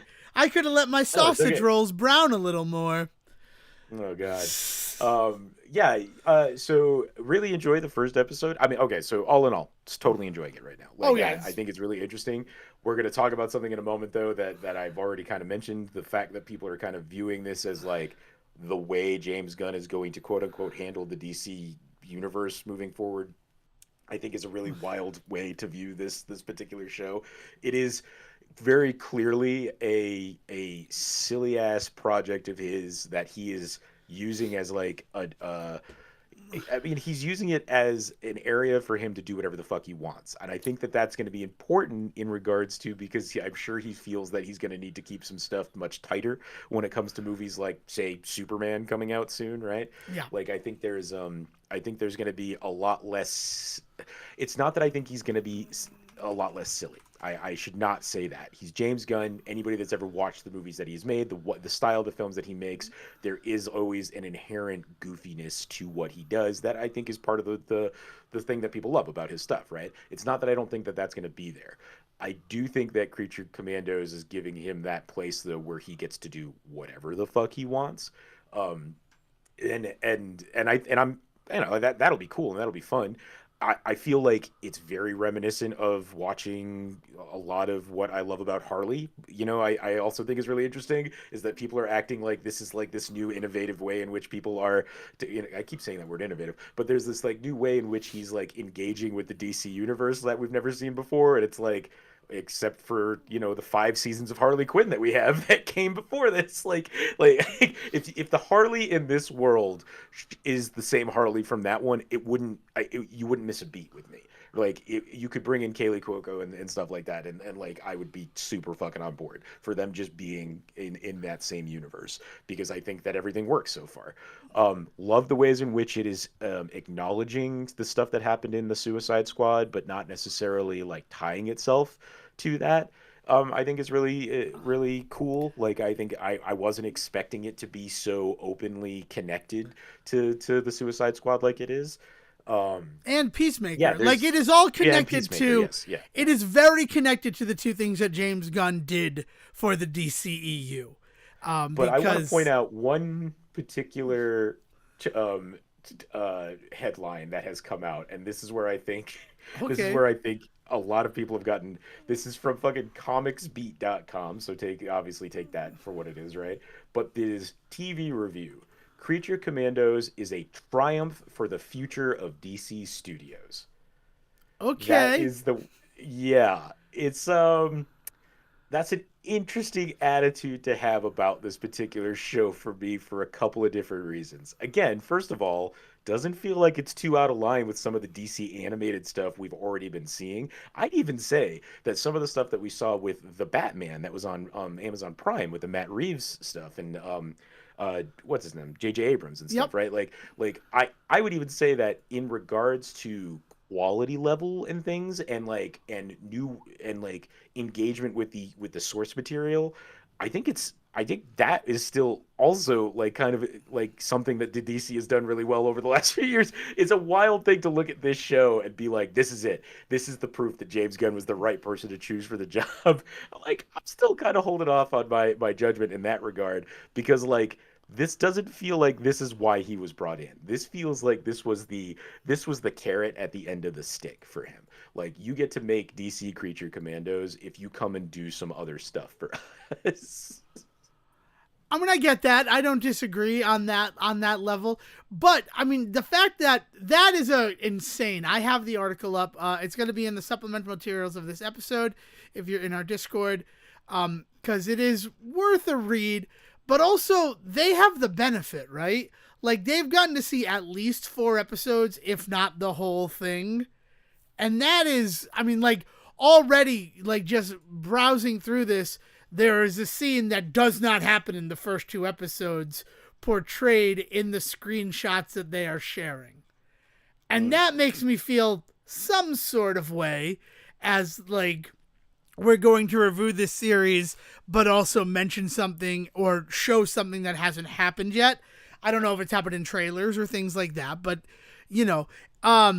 but the fact that, like, it feels like a direct sequel to Peacemaker and the Suicide Squad, with the way that Amanda Waller is talking about her daughter selling her out and character existing in one movie and a death that occurred in one of those stories. Like, and Peacemaker, by all accounts, is going to show up eventually in this series. So, and I think the really crazy thing is that, like, Rick Flag Sr., he's going to show up in live action, voiced by the same person. Like, there's some cool stuff that's on display here. But as much as this is just like James Gunn getting to have fun, and he is clearly having a ball, you don't put that much Gogol Bordello into anything without having fun. That's just a fact. Yeah. Like, this is also going to stand on some type of ceremony, with the fact that we know that Frank Grillo in live action is going to show up as the same character who in animation is walking around with the Bride of Frankenstein and Yeah. Dr. Phosphorus. Like, Yeah, no, I get that for sure. I just think that people, if people are hanging their hat on the idea that the future of the DC film entertainment side of things, television and film, is going to be, let's do these weird ass side characters and basically everything gets to be Guardians of the Galaxy, people are going to realize that they're going to get sick of that real quick, right? You can't, yes. I don't think you can make Superman and have it feel like it's a Guardians movie. It needs to feel like a Superman movie. So I'm very curious to see if this same praise and applause and joy and all of this stuff that people are feeling for Creature Commandos at the moment, because this isn't the only article. Like, a bunch of people are enjoying the show right now. Yes. Well, I'm enjoying the show right now. But if this same thing can translate to the big guy, right? Like, I mean, like, part of the fun with James Gunn and what he's been doing is he's been using characters like Peacemaker. He's been using characters like Lady Frankenstein. He's been using these characters that people don't have these like strong formed opinions about, that like have really wrecked like a lot of the fun of these larger films, right? Like, I am very curious to see how people feel about the James Gunness of it all once we have a Superman, once we get to a Wonder Woman movie, once we get to whatever Batman's gonna be in this world. Like, once we have like the big ones up there, a Green Lantern movie, something that people have some strong opinions about. Because right now, James Gunn's doing a really intelligent thing by not fucking going there, right? Yeah. And Yes. No, no, like, I love all the Creature Commanders. I don't think I would ever tell you I'd be excited for a GI Robot like story, which by all accounts the next like episode is supposed to be. I mean, that's a character I'm aware of, but like, Jesus, just Jesus. The fact what they've done with him so far in the first two episodes has been a lot of fun. And I just don't know. But now I'm looking at Superman Legacy and what we know and what is up on IMDb. It also kind of feels like he might be approaching that with the same Guardians of the Galaxy sort of gloves. With the fact that as I'm looking at the cast list, and this is just based on this, 1, 2, 3, 4, 5, 6 superheroes are apparently going to be in Superman Legacy. Jesus, yeah, Like, yeah. I guess the big thing for me is I remember when Avengers came out and people really lost their minds that Joss Whedon was involved, and they were so happy, and everybody talked about how only he could handle the family aspects of that team, and he had been such a good writer for Marvel for years. It was so smart to bring him in because he was also a good film and television guy, and all of that. And then very quickly, the Whedon-esque like quippy nature of every Marvel movie started to just piss people off. I don't Is James Gunn going to be able to get past that particular thing where like it's not even that I feel like what he's doing is on some level not good and people will realize it. That's not what I'm saying. There's always so much as too much of a good thing. If you get that and that's the only way that these movies are being made, are people at some point going to be like, I'm getting kind of sick of the James Gunn formula for this shit?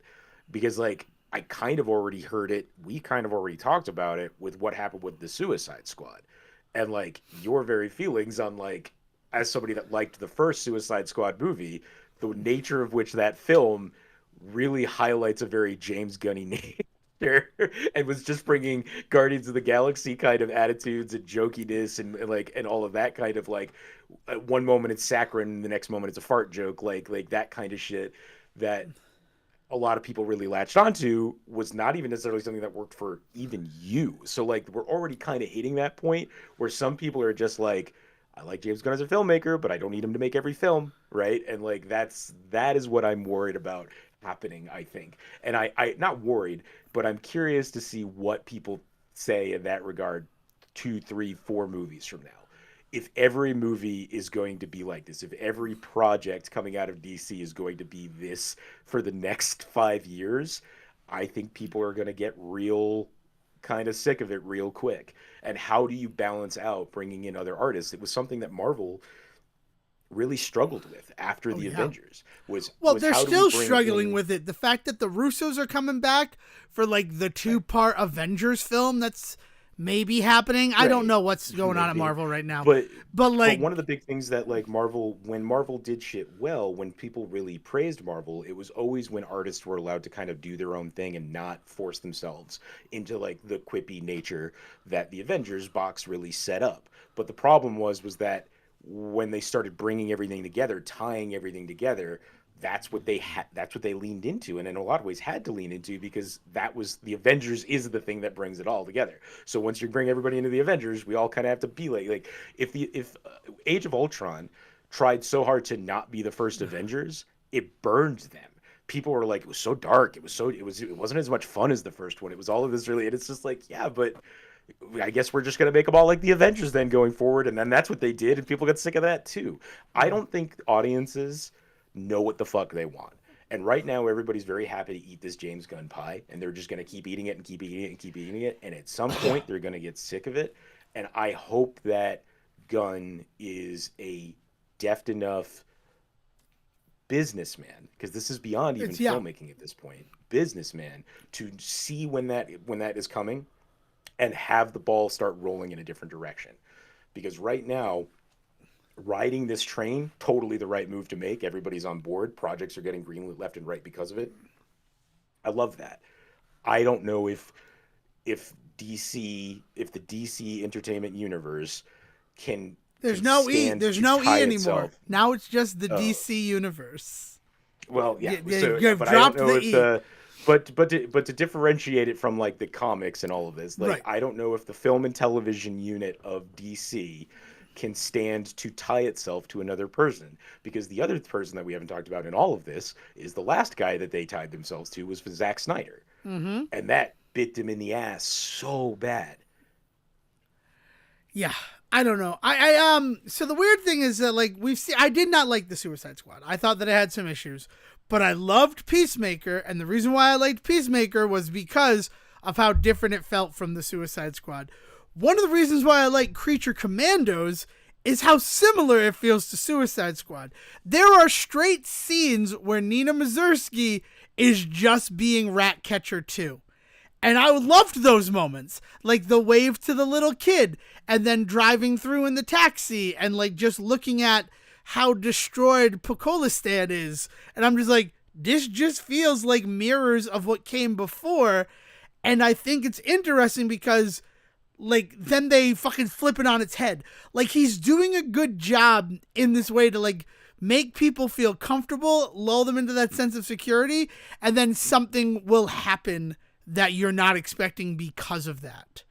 Like you're not there yet in you've seen the first episode of Creature Commandos. But stuff that happens that later on in the second episode is a nice surprise. And I'm kind of happy for you. And I'm also kind of sad for you because of what you're about to see. So, but overall, I'm excited for more Creature Commandos. And that is, I did not know if I was going to feel that way after the first 2 episodes. That's just it. Yeah, I'm excited right now. The ways that people are really want to... just jump on this fucking bandwagon and just be like, this is it. They fixed it. They've saved everything. They fixed everything. I think you're setting up people for failure. You're really, really not doing anybody any favors by behaving this way. Sitting here and talking about how after 4 episodes, I guess for them, but like 2 episodes, that this is a triumph of television is really doing a disservice to the kind of like rebuilding that James Gunn is in the process of trying to do right now with this brand, because they need to do some serious rebuilding with this brand. And just like, I cannot imagine that telling everybody that this is the greatest thing that's hit television in the last 20 years is the way to do it. Yeah, the weirder thing to me is that like the DCU is divided into chapters starting with Gods and Monsters. Does that mean that the DCU has an ending? Because that is the thing that I would really respect. Is if right now what James Gunn has done has mapped out, like, let's say 15 years or 20 years of entertainment using DC properties. And then once that's done, it's done. Like, I think that is what we need. Like, we need the show Bible from, like, old soap operas and from old television to start being appealed to if you're going to do a big universe, right? Not just... I mean, Gunn has been a huge proponent of the idea that one of their big changes in the ways in which they're making and choosing these films is they won't look at a script unless it has an ending now. You know, one of the big complaints that people have levied against all superhero movies, but Marvel being the big example of this, is that half the time they're going into these movies with unfinished scripts. And, like, Gunn has made it a point to vocally say, like, we won't look at a script that doesn't have a third act, that doesn't have a big finale to it. If you've got an ending, then we can talk. But like and that's a huge move because again, like one of the big things that has been levied against a bunch of the Marvel movies lately is that it feels like they're writing them as they go. It kind of proudly have talked about that with some of those movies about how they write them as they go. Speaking of, can you believe they're doing more reshoots of Captain America, Brave New World, or whatever it's called now? Like, yeah, I don't know. I don't know if that movie ever comes out. I'll fucking eat my hat at this point. I'm convinced that movie's gonna get like lost to time. Yeah, that was supposed to come out in February, Sejohn. They should not be starting reshoots. It's not coming out in February. Is it? I mean, how can they? I don't know. I can't think about Marvel stuff right now. I'm so hyped up on DC stuff. I don't even know. And then, like, movie-wise, I don't know. I just want to see the end of Wicked, Sejohn. I'm not going to feel whole till I see the end of Wicked. John M. Chu, let me see the end of Wicked, please. I know it's already made. That's my plea. Let's start a GoFundMe. No, let's not do that. God. But I'm excited to talk about Wicked after you've seen Wicked, but I do not feel complete. Well, I guess next week. Yeah, right? Ooh, there's something to look forward to. But yeah, I don't know. I liked Creature Commandos. I'm excited for more, but also I wasn't viewing it as this is the blueprint for what James Gunn is going to do.